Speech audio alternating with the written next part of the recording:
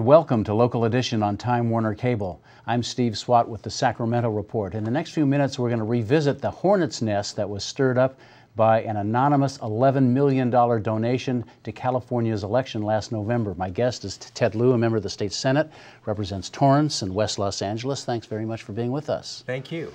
So, as you recall, $11 million came from a nonprofit and was sort of funneled through other nonprofits to defeat Proposition 30 and also to help pass Proposition 32. Correct. Investigations are still underway. We still don't know who definitively is behind that money.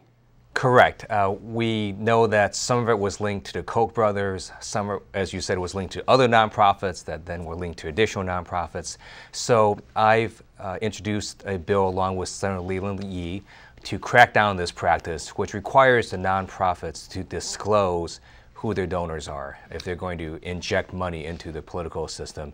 And we know that this was virtually all out-of-state money, and they were trying to influence the California election. Right. The money came from Arizona, or at least from an Arizona nonprofit. Correct. And then it was sent to another nonprofit, and then I think another nonprofit, and finally got spent in California elections. Correct. And so we need to have greater transparency, especially in the nonprofit area, but also in a whole host of other areas in campaign finances. So for example, in California, if you do an ad that's not federal, you don't have to say at the end of it, you know, I'm Steve and I approve this ad. Federal candidates have to. Correct. So part of their legislation will also require that candidates say that they approve their ad.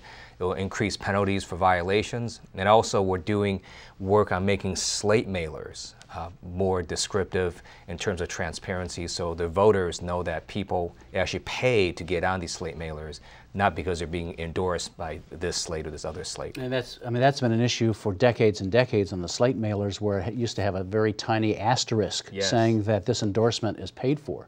And so you want to obviously make it a little more easily readable. Correct. And a lot of the reasons that we couldn't change this in the past was because it required a 2/3 vote. Now we do have a 2/3 in the Assembly and the Senate. So whenever you alter the California Political Reform Act, it does require 2/3. Right.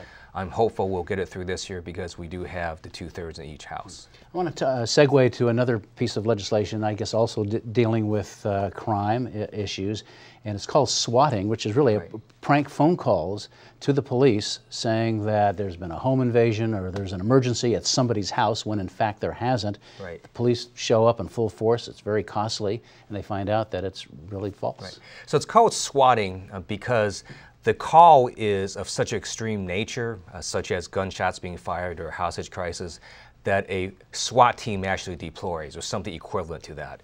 And it's also particularly dangerous because they use technology now, these perpetrators, so it looks as if the call is originating from the purported victim's house.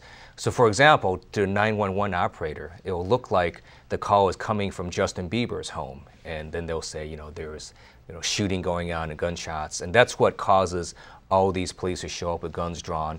And you can see how that could lead to a very tragic situation, especially if their folks have their own private security and then they're trying to understand what's going on. And so I have introduced a bill to increase penalties on swatting, to make it easier to prosecute as a felony, and also to hold a perpetrator liable for all costs, which could be up to $10,000. I know many of the Hollywood stars in your district have been victims of this. So.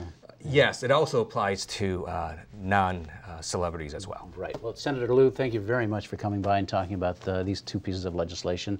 We're certainly going to watch with interest the progress that those bills are making. Thank you. And thanks to our viewers for watching Local Edition on Time Warner Cable. A reminder, you can see this and other interviews on YouTube, also on My Government On Demand. I'm Steve Swatt. Have a great day.